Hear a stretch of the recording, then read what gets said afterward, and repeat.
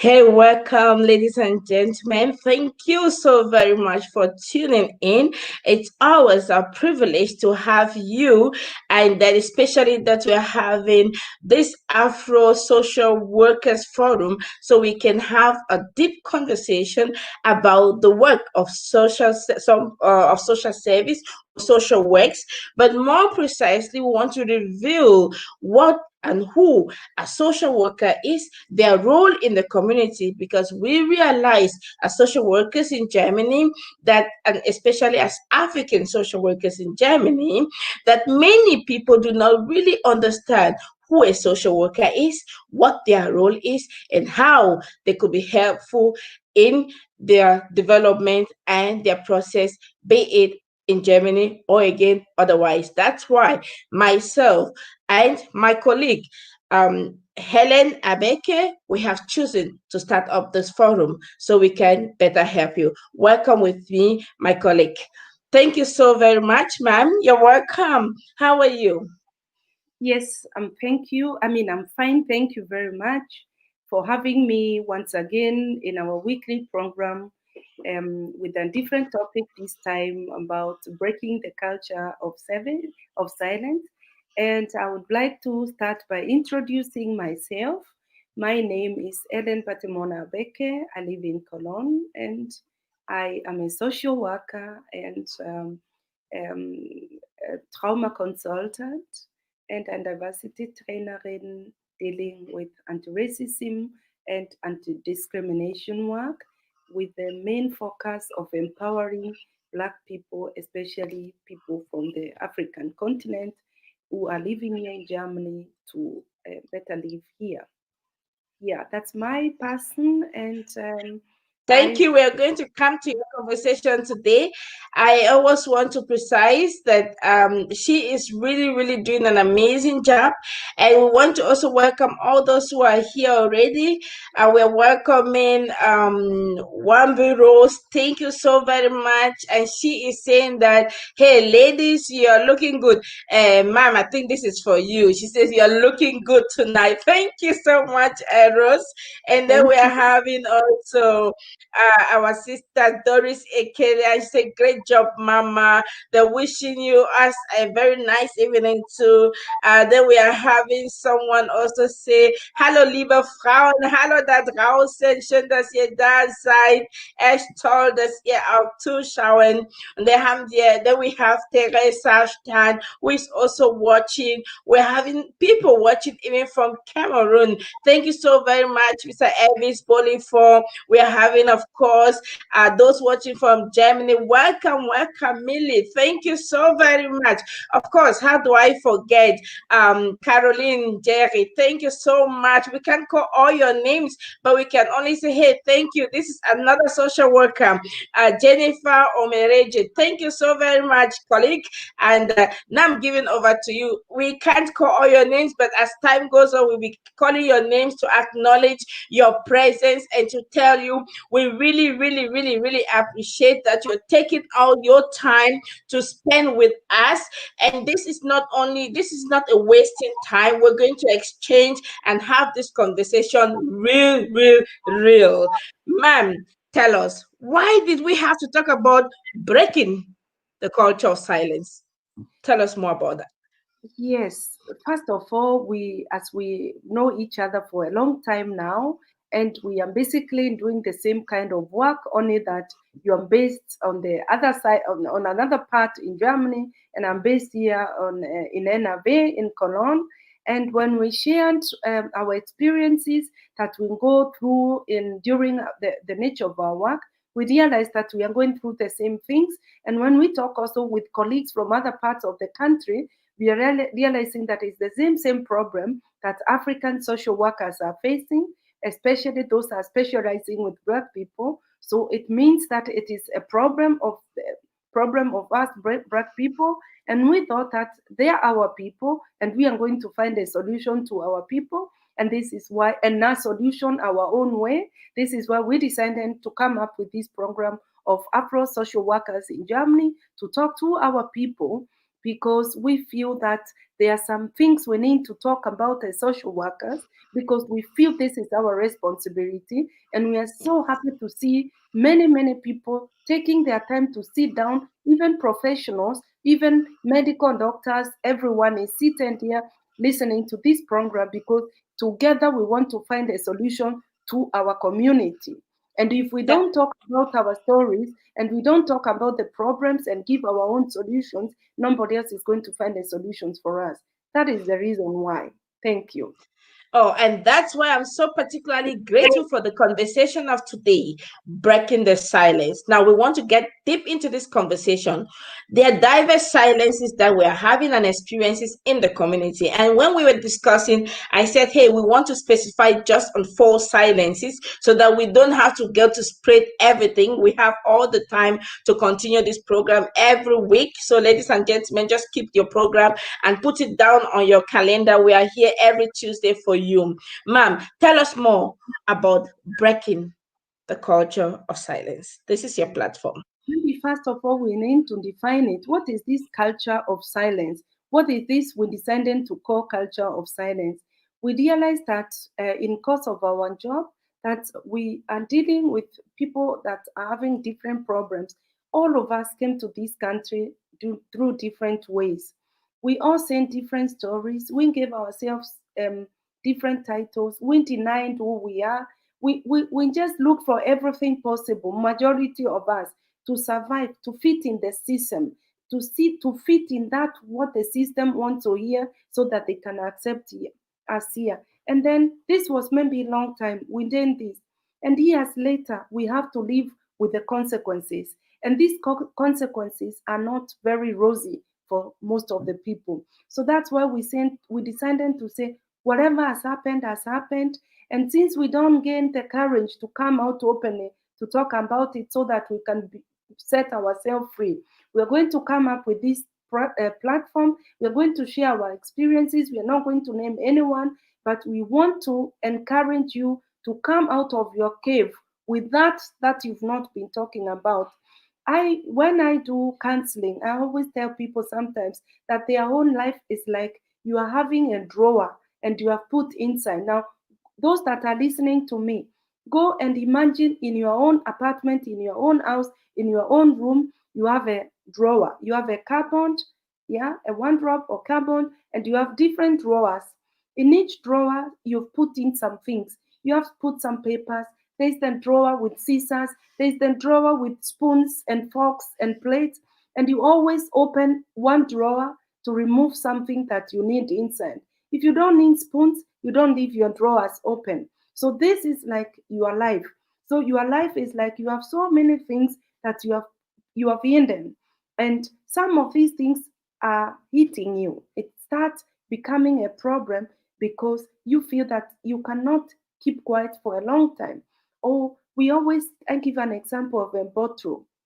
If you keep on putting water in a bottle, the bottle won't be full one day. And what happens if you add more water in this bottle? The water is going to spill. And if you force something into the bottle, it can even explode. If it is a hot liquid, it's going to explode. So this is an example with our lives. So we are talking of those silence, that culture that we have developed because of different things, because of where we come from. We have made so many things a taboo, unspokeable. You can't talk about that. You can't talk about certain things. You can't talk about some certain sickness that you have. You cannot talk about some certain things you didn't. You cannot talk about you change your name. Your name is actually not who you are. But when you present your certificates, you can't even present those certificates because they are not bearing your name. You cannot mention some certain things because you get in some certain trouble. We are here to encourage each and everyone who is living in this culture of silence and dying slowly, dying smoothly inside. You develop stomach ulcers, you develop some depression, you develop some mental illnesses because there is that thing that you made it a secret. And some of these things are not even supposed to be there. There is always a way. There are people you can talk to. And that's why we, as African social workers, we want to encourage each and everyone to think of those things that you've made them a culture. It becomes a culture, and we are giving it to the next generation. And we know that it's not healthy because we are not leading healthy lives. And we are wondering, why are we not performing well in this country? So this is why we want to talk about these things.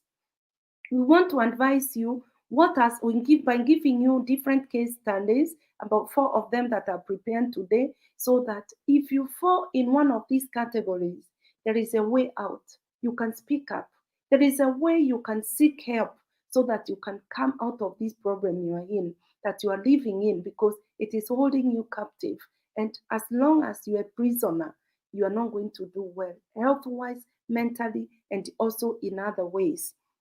So we start to talk. Why have we decided to treat this topic, and what are the psychological effects of being silent in our lives? First reason is you can go into a mental illness. You can fall into a depression. You can develop, it becomes trauma for more of us. You live in anxiety, you live in fear, and this is all uncalled for. That's why we want to break this culture of not talking, of being silent. You are going through domestic violence, but you're not talking to anyone because you're afraid your marriage is going to break apart. You are afraid that if the people in your community know that you have broken a marriage, you've taken that step of saying, I don't want to live in domestic violence, that people in the community are going to isolate you, and then you will not have a contact. Some of us we want to, some of us will just be in church, or in a Christian setup, and you know that you talk maybe to the members of your church, but because the Bible says don't break the marriage, you just be taking this violence. I give example, it could be domestic violence, and domestic violence has different faces. It could be economical violence, it could be psychological violence, it could be you are being denied even to talk to people. This is also a culture that we need to break.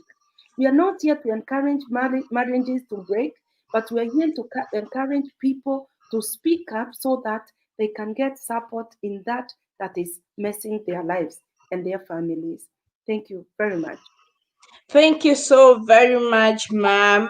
We're having some questions, and Jennifer Omarije wants to understand which specific field are you? What is your field of specificity? Maybe you want to answer that question because I think that question is interesting for her before we continue the conversation of um, breaking the silence. So let's break the silence. Okay. Your business of Pamoja and your business of the psychiatry, please, you can tell us a little more about that. Thank you. Okay. Thank you. So there are two areas. I'm a member and in the executive of Pamoja Africa.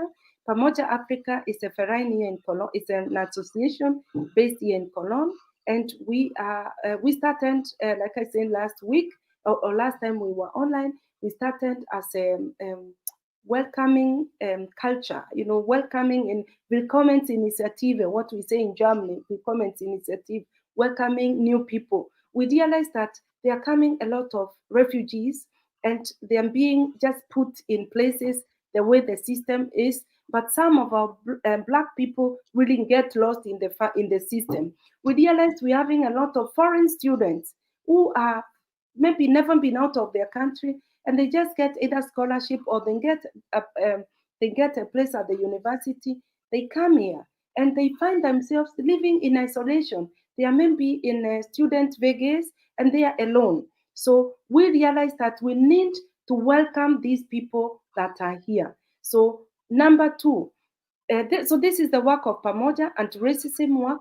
We do empowerment programs. We network with those other organizations that are doing the same kind of work that we are doing. And we are also doing the so-called Kinder- und Jugendhilfe.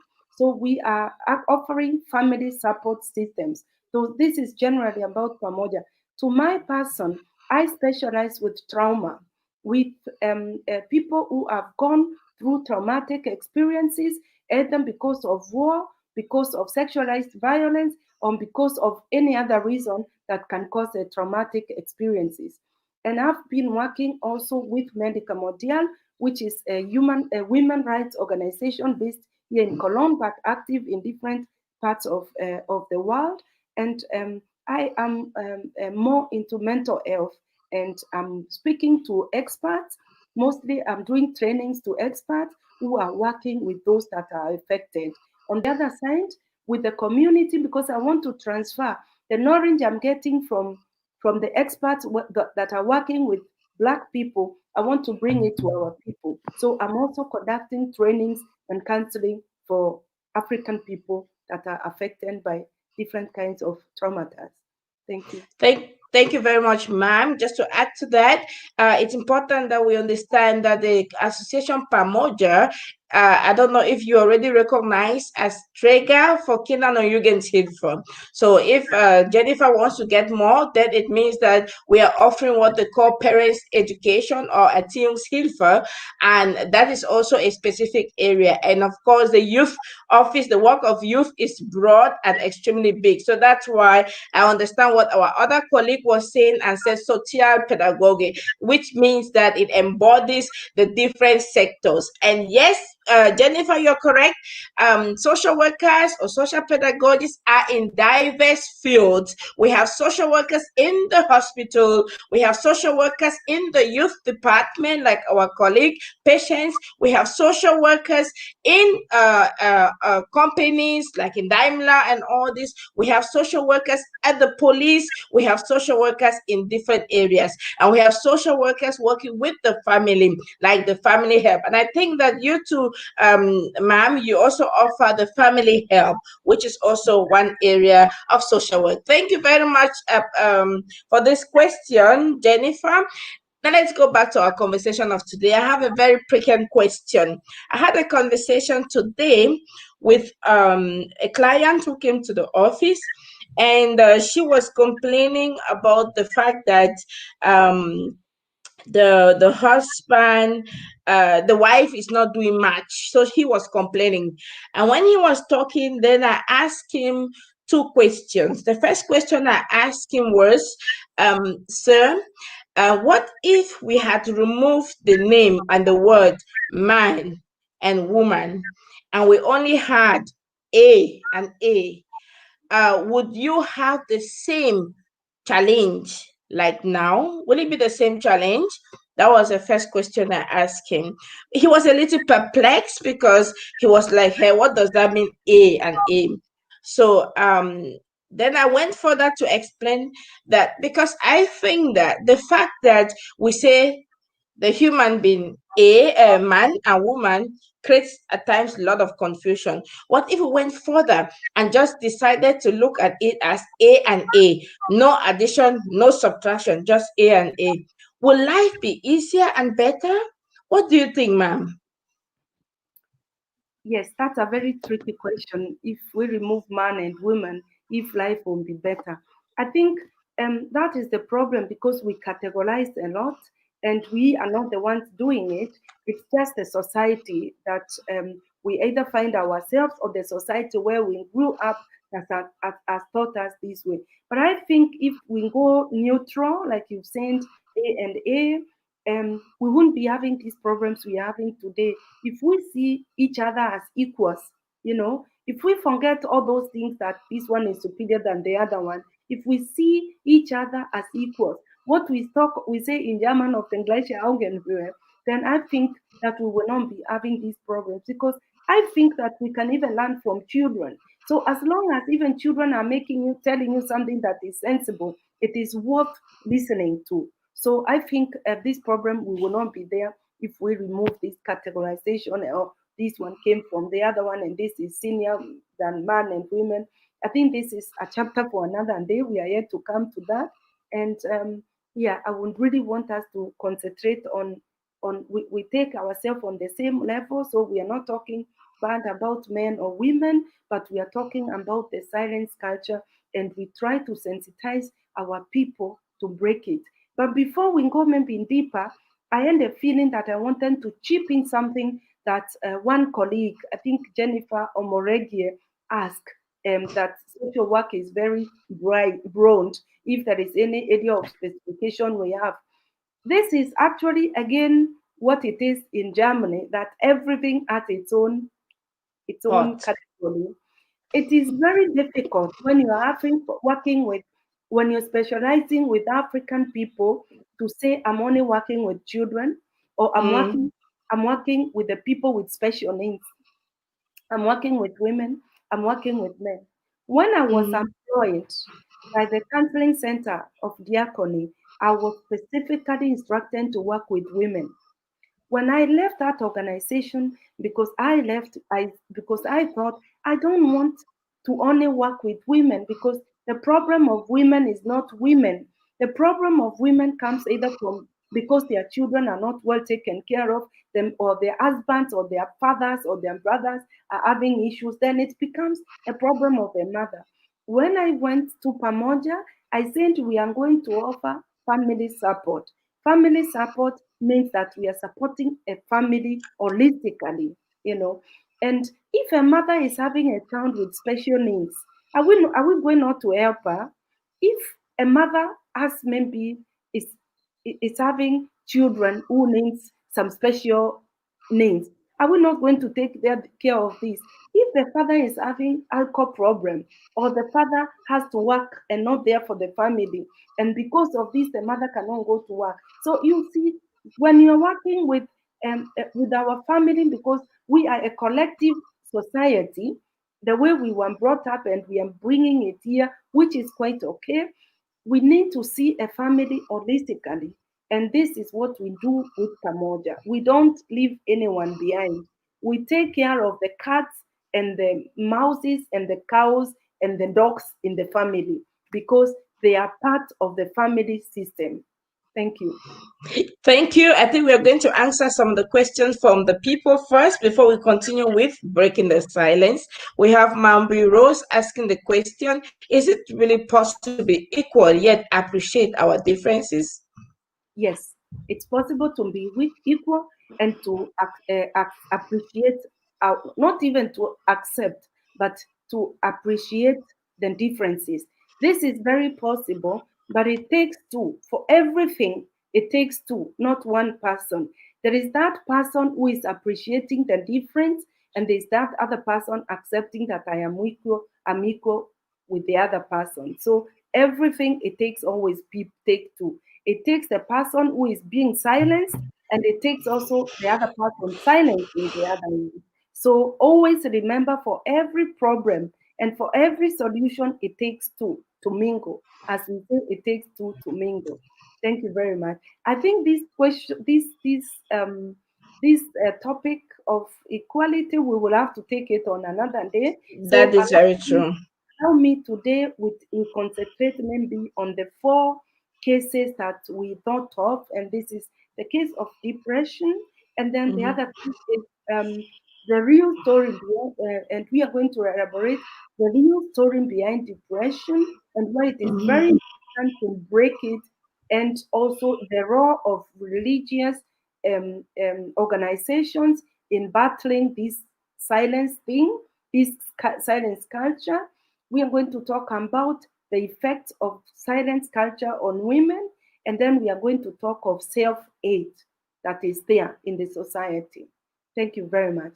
Now, when we go to depression, we are going to, because the people listening are, um, it's a bright group of people listening, so it's not professional. So we are going to try to simplify the matter as much as we can. So many things, as I said from the beginning, have made many people fall into depression.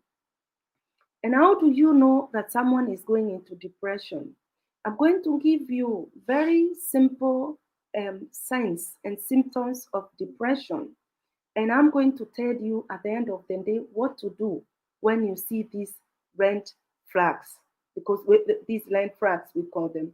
So if someone is beginning to go into depression, and by the way, it doesn't happen to everyone, it's always different depending on the person, but there's something that is general and common to almost of them. The first thing is you see a lively person beginning to withdraw from the contact, to withdraw from the friends. So If you have, you notice that your friend, or if you notice yourself that it's becoming abundant to get in touch with your friends, if you are an outgoing person and you realize that you're beginning to draw back, you feel that you need a lot of effort even to leave your apartment or to leave your house to go and meet your friends, this could be a serious problem. Of course, if you if you don't have money to go and spend, some people decide to stay back. So this is not what I'm talking about. You see that I don't have fun anymore. I don't enjoy meeting other people.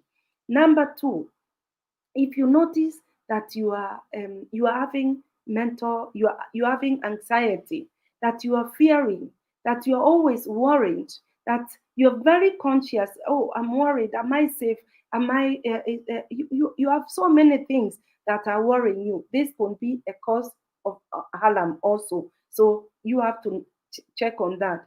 If you notice that maybe you begin to do things extreme, that you are not a drinking person, drinking alcohol, I mean, or you start drinking heavily, or you start smoking heavily.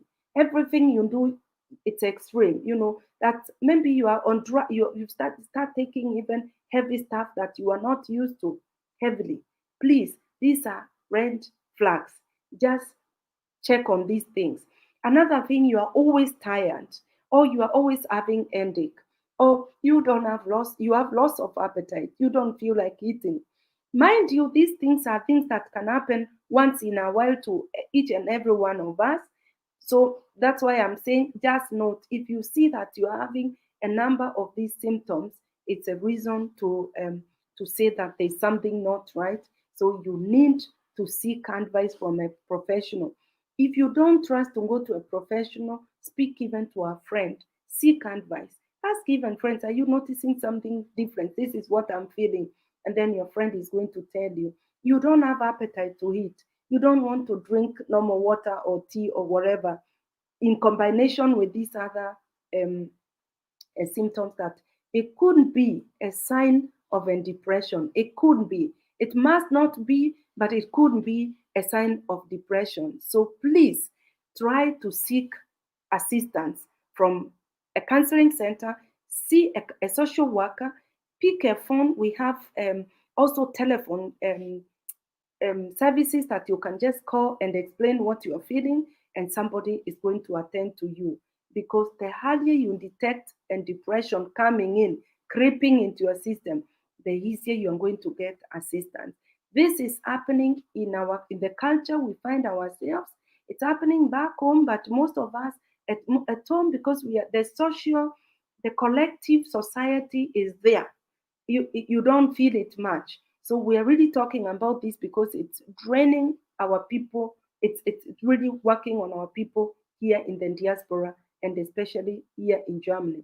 Now let's talk about how can we break this? What can we do? Apart from seeing a professional, you can try to motivate yourself. Then talk to a friend, talk to your religious leader, talk to a social worker, just talk to your teacher if you are a student, talk to I don't know, a classmate, and say, please, I need help. Check. And even if somebody doesn't do this, because sometimes when you are affected yourself, it's very difficult for you to know if you're in that situation. You have a friend, you notice these things that I've talked about, you can help this person. You can help this person by trying even to speak to somebody on behalf of this person. It's very important to respect the privacy of a person, but you can just tap a friend or a professional and ask for help. You explain, you see, this is what I'm noticing with my friend. Is there, what can I do? And the professional or a friend or a teacher is going to tell you what to do. The worst thing you can do is to keep quiet. That's why we are coming up with this program of breaking the culture of silence.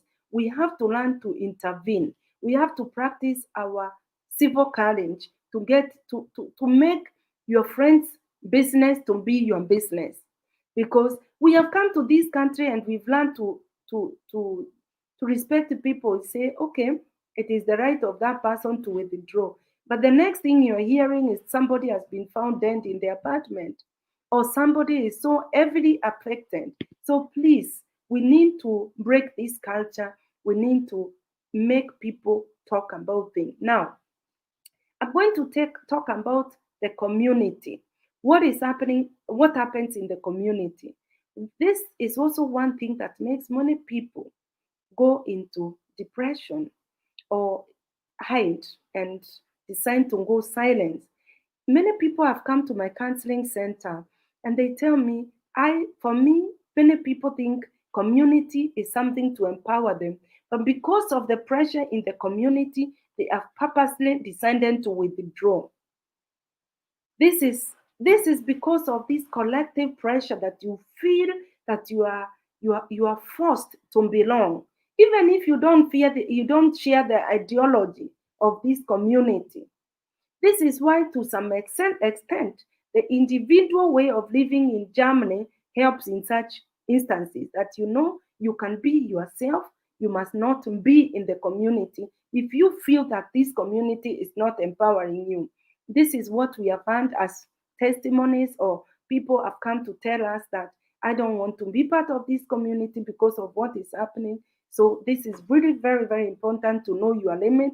And if you find that this place you are going, it could be a group of people or a meeting. If you think that you're not going to be empowered, it is okay for you to withdraw.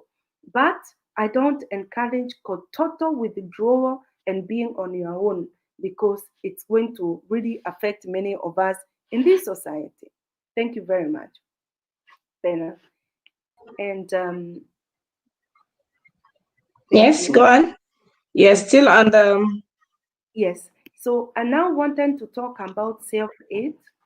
Self-hate comes in connection to breaking the culture of silence. Is you feel that you are responsible for the mess you find yourself in your life.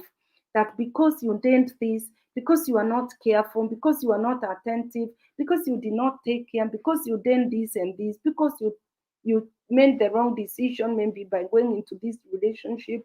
That is what, because maybe you experienced sexual violence, maybe because you were dressed in a miniskirt, maybe you are out in the darkness, that's why it happened. All those blames that come, this is not going to help. So don't develop this self-hate. The opposite of self-hate is self-love. So we encourage a lot of self-love, and you think that it's me, I can fast, and you take care of yourself. And believe you me, if you don't take care of yourself, other people will not take care of yourself. You have to start it to set an example to the other people. So don't hate yourself because you have failed in one way or the other, or because you've done something that has brought you into this problem, and then go into mental developmental issues because of the way you've done it. So talk to social workers. That's why we brought this program, African Social Workers. Please share some of these things with us. And wherever you are, we have a very wonderful network in Germany. And if you get in touch with me in Cologne and you are living in Dusseldorf or in Berlin, I surely have a contact to an African social worker, and we can connect you to them and you'll be taken care of. The idea is to have a healthy African society in this country. Thank you very much. So amazing. Thank you, Matt. Thank you so very much. You said a whole lot of important conversations there, but I want to go directly to the point of asking the question, because we are talking about an African forum, a social worker forum. There's a noise behind that we want to find exactly how do social workers, especially the African social worker, come into play. Why, by the way, the African social worker, and not just any social worker? Yeah. The reason why we are talking of African social workers, and because we think that besides the professional competence that we have in our professionals, we are also having the culture. We know we are coming from somewhere, and we know actually what is behind some certain things.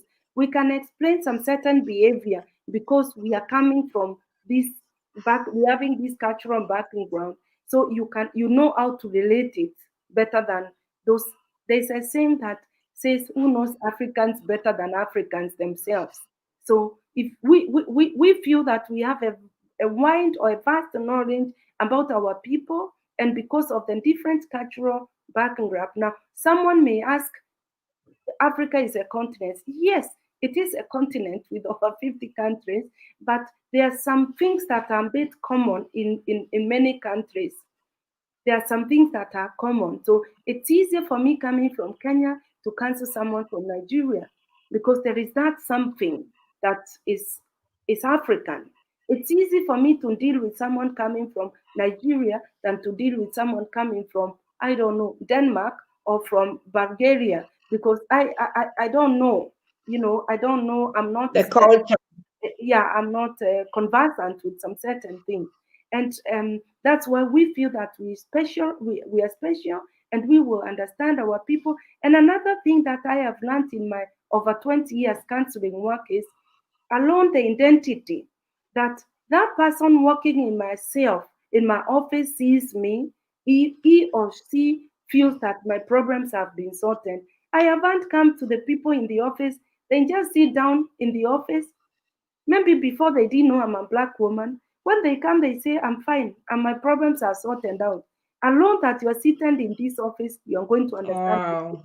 I have had such comments in the office. And and now they come and say that even the problem that brought them will not even be spoken about that day. So that's why we think that we are mentors, we are I don't know, form builder. I don't know what it is in Role English, models. role models for many people. That's why I feel that we are the right people to handle this kind of matter. Of course, we're having 2-3% of people who have lack of trust. And it's a matter of time. It is okay also not to trust to come to African social workers. It is okay because each and everyone has a choice to make. So, but I know with time they always form back to us. So that's why I'm very relaxed about this matter. And I think it's the right thing that we are there for our people. Thank you. Mhm. Yes, I think it's so important that we really break the culture of silence. I think it's so important that we break this culture in diverse areas. One in the area of health, mental health, another one in the area of violence, all the kinds of violence that we know that will break the culture. Another one is really just breaking the culture of hate, hating your own self because of maybe the mistakes that you have made in the past. This kind of cultures that we should break them, right? Now, and we say it is so important for the social worker to help because they have the tools, the techniques, they have been trained to do this work. So, and I think it's so important that our people understand that the social worker has been trained 3 years and a half, or for those who did diploma, 5 years, to train and to help, to counsel, to support, to coach, and to mentor their clients, or again, our community in the different areas, right? Now, Yes, nonetheless, I want us to go on the step by step how a social worker, and especially an African social worker, can help to break this silence step by step. What must we do as social workers to be able to break this silence? thank you very much. What I think, in my view, we should do to break this culture is first of all to create awareness like we are doing now. We decided to come up with this platform because of the common experiences that we are facing despite working in two different Bundesländer, different regions. We, Mhm. we, we we could mention, we could see that we have the same experiences. So we need to break, that's why we came up with this. Number two is because we feel that we are having access to people, we are having access to our people. They come for counseling maybe because of one problem. And sometimes in the process of solving that particular problem, you realize that there are so many things that come up, and all these things are coming up because something has not been done right in the past. And so you, with a lot of effort, you encourage this person to make this correction. And because this person has trusted you with their life, they have trusted you and told you most of the things that they have gone through. So we feel it's very important to start encouraging people. And the best thing actually is when somebody comes into this country to hear what we are talking of before someone gets into the system. Because I have a feeling that those people that I have met when they are really new in this country, before they put themselves in some messes, their life is different from those people that I met that are here 10 or 5 years in Mm-hmm. this country. And now I wish that when I came to this country, I found a black or an African social worker to hold my hand and guide me and show me the way, the path.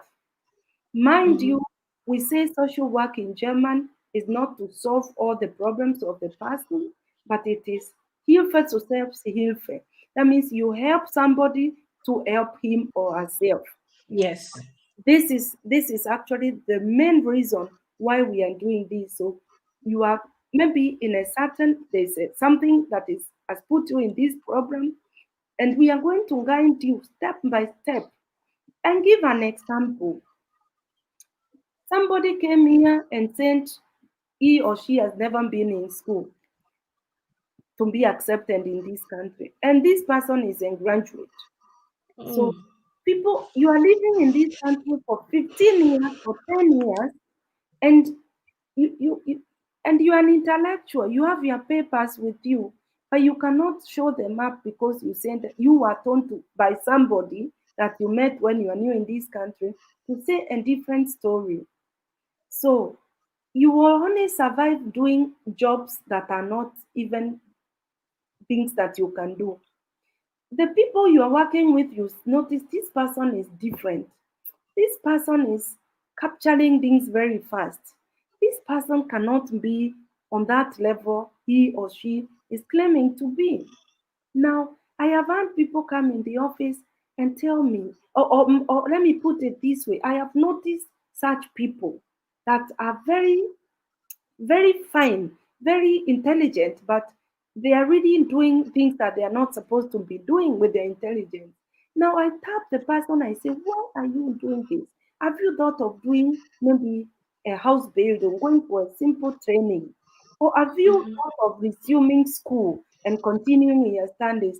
And most people tell me, for Batemona, I cannot do this because I don't. I sent a different story at the very beginning. For somebody Mm-hmm. to tell me this, it is somebody who has trusted me already. It's not everybody who just starts telling me this. So slowly, slowly, we work out a plan how this person can come out to an extent that the certificates from the origin country in Africa will also be recognized here.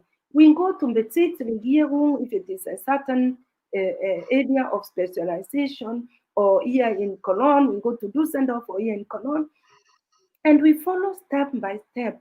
Sometimes, some said most of the things have been accepted, some academical qualifications are now recognized.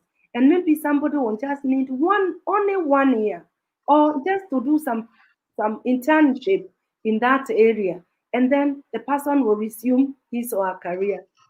That's an example of where I've seen most of the people break no remaining dormant because they don't want to trust somebody and tell them I changed or I said something different. Now I'm afraid to present my real self. You know, Mm-hmm. that is Mm-hmm. one of the area. Yeah. Or even something that is very common for everyone now is corona. Most of the people are making corona infection a taboo topic. So if you get corona, you feel that if people know that I have corona, they are going to isolate me. And that's why, and because corona is very new and everyone knows about it, that's nothing we should talk about it. You don't go to supermarket to buy corona. You get corona even putting on the face mask. So why are we making everything to be a taboo? It's not necessary. It's not necessarily. Let me paraphrase the tools you just gave. As for social workers have the tools to create awareness through education. And of course, the second tool is encouragement through the tool of empowerment, which exactly for the social workers, we call that self-help, no? The ability to help someone to be self-reliant, right? And then we go further and add further to it. After you've given the person that support to be self-reliant, you now become like the role model, which is what we call the mentor as well, to be able to support that person continuously, right? And that takes me now to the next question, because I realize that many people come here and they prefer to have the counsel of their peers and the counsel of people who are not really, I don't want to say role models, but who are people who have not really learned the techniques to really counsel people. And so they give back their own life to those people. That's why we have a lot of people that have their name changed, because the person who came before had that name change and thought it was okay. That's why we have also people that have decided to lie that they didn't go to school and all that, right? And so now we are saying that this is not necessary. If this is not necessary, and we say the social worker is there to create awareness, to give you the empowerment, the support that you need, and to give you the self-reliance you need to be able to do this. The next question would be, how important is the role of coaching and mentoring, and how the social worker come into this? Okay, thank you very much. Those are two questions in one. The first question is, I'm going to share an experience. My 20-year-old told me last week that, Mommy, I've just realized that if you want to be good in something, do it right. Avoid shortcuts. Now, most of our people get into problems. The problems we are talking about because of wanting to something to happen faster. So they go into shortcuts. And my experience has showed me that in this country, shortcuts will not work. Shortcuts can work for a short period of time, and at the end of the day, you have to follow the main course for you to get to your destination or to get that you want. So that's something we should basically tell our people. There are people outside there doing counseling on the street. There are people during Isusu, or merry-go-round, those group meetings. Those are the best social workers. They know the law. They claim to know the law. And this is really, really misleading, So please, community, if you don't know something right, don't cancel somebody. Don't mislead, because you'll be misleading someone. Another thing is, your case may not be my case. Cases and in Germany are so different. It may sound similar according to you and me, but in front of the law, there are so many other aspects that are playing a major role. So please don't compare. What went on right for Mr. A must not go well the same way for Miss B. So your case is different. And this is something that has guided me in this country. I always say my case is different. My story is different. So if you have this in you, don't try to copy what the other people are doing. It may be they have done this and they were not caught. The moment you try it, you're going to be caught because your song is different. So this is what we're encouraging people to do. Now, number two, last week we sent that in USA, social workers are mentors and are coaches based in different institutions. But in Germany, we don't value this, or it is the language, the German language calls them social workers, and it doesn't define. Yeah, it doesn't define who is really a social worker. But if you reflect, when you walk into a social worker's office, the person will try to know who you are, will try to know how we just structure things for you. With of course, a good social worker will do this with you, will not do it alone. They will structure, and by the time you leave that office, you're going to see a light at the end of the tunnel. So this is mentoring, actually. This is coaching. So again, in this forum, know that when we are talking of mentors and coaches, we are talking of social workers. Very important. Thank you. Thank you so very much. That was so very important also to really mention, because I noticed that many people, when they talk about coaches, and I'm getting some sound behind, many people, when they talk about coaches and mentors, they are seeing usually the American style of those our coach. No? But I am so happy because the social worker is indeed a coach, a mentor, and depending on the situation of your life can really help you to the end. That's why for those who are having family helps, I'm sure some of us here have family helps, they support you up to even 2 years, right? They accompany you up to even 2 years, depending on how the problem is and how the family structure is. And then we are also having those who are having bystand for youth. They are supporting young people. So they support the young people until the time that that young person is able to be stable on themselves. So again, just to inform the community, the social worker that comes to your home is your coach, is your mentor. So if you have any challenge, well, they have always a help plan anyway, well Yeah. structured, that you have to follow. So this is also what we do, that we have a help plan that you have to follow successfully. But what I discovered, ma'am, is the fact that there are some of our clients and African clients, when you go to visit them and you're doing that help, the support as a family support, and you give them that same help plan that your colleague, German colleague, will give. They always keep asking you the question, but what is this paper for? What is this thing for? So, in as much as you keep explaining and explaining and explaining, I have the impression that they seem not to really grab the fact that you are like that social worker with another background, right? So, how do we go about this challenge that our people are unable to trust our professionalism and see us as real professional workers? Okay. So first thing, for the Christians among them, there is a saying that says, even Jesus, the people of his village, they never believed that he was the Son of God. For the Christians among ourselves. So the same way to African social workers, that there are people, they are not seeing them as really qualified people to, or good enough to take care of their problems. What you have, you don't value it. But the moment this person is out of your life and you are maybe facing difficult elsewhere is when you start appreciating this. Maybe I have had people who voluntarily they will not come to me, but when their children have been taken away by younger dams for one reason or the other, they will come and say, Mommy, please help me.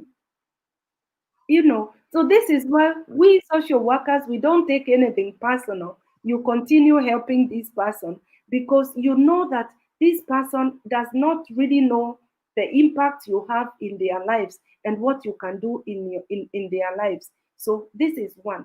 Number two, sometimes it is good to also let people make their own choice. The kind of social work that is done in Germany, you don't force anybody. You don't force anybody to do anything. Everything is voluntary. Of course, some instances, the youth department, which is Jugendamt, depending on the gravity of the case, they may force you to take this person and you have to work with this person. Sometimes it works, sometimes it doesn't work, and you have also to have luck that that social worker is having the patience that is needed, because even social workers can say, I will not work with this person. If you see that the boundaries are being overstepped, you can also say, for me to remain professional, is better I don't work with this person. So either way, the other person the client can decide, or the social worker can say, I will not work with this person, but I will not let this person just go unattended. I'm going to speak to my other colleague, my German colleague, or another person to handle this case. So this is how we go about it. Thank you. Yeah, okay. Thank you. You're back. Go on. You had something to add to. We are almost rounding up now. We have just 5 more minutes. It's so unfortunate that yes, it always goes too very quick. But I want to ask you, maybe give us a last concluding counseling now as a social worker. Counsel us. How do we break this silence, Yeah. and how do we move forward? Thank you. So the first thing is to change the perception we have about ourselves. We should appreciate that social workers are there for us or for you, and that they are there to help you and your family, or to assist you to reshape your destiny if it's not going far. You may just come for a confirmation just to know things are going on well. Number two, for those that are listening to me tonight or watching this program, we all have a responsibility. I don't know how many people are watching it, or how many people are going to watch this program later when it's put on YouTube. But if you have been here today and you picked something, you can share this with someone else. And make sure that every Tuesday, you encourage people, you remind your friends, your family friends, or the families that you know, to participate in this Tuesday program.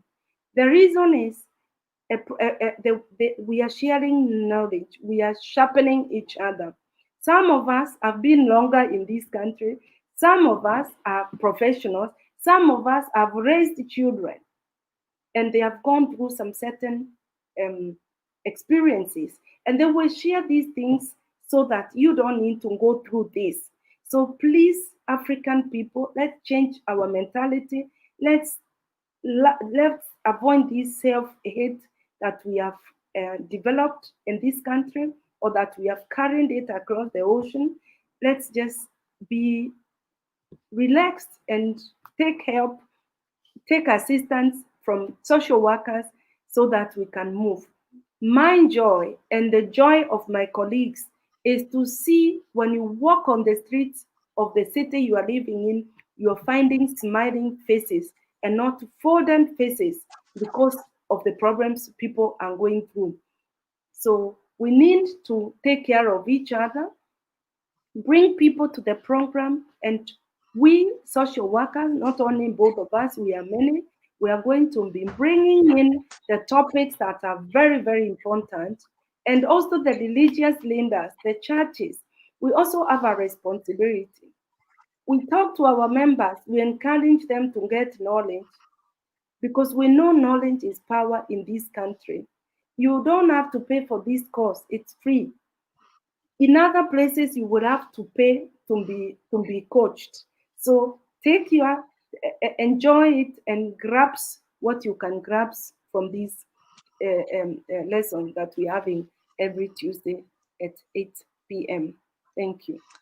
Thank you so very much, ma'am. It's always a wonderful thing to share platform with you. And today, ladies and gentlemen, we have been talking about breaking the culture of silence. Of course, we are inviting you for the next conversation, which is taking place on Tuesday, the 6th of October, and the topic is going to be on mental health care. We had a touch on it today, a little, and next week we're going to get right deep into it. So invite your friends for the conversation next week, that let's talk on mental health care. Take good care of yourself, ladies and gentlemen, and we're meeting again next week, same time. We send you our love and our hugs. God bless you, and bye bye. Thank you very much. Bye bye.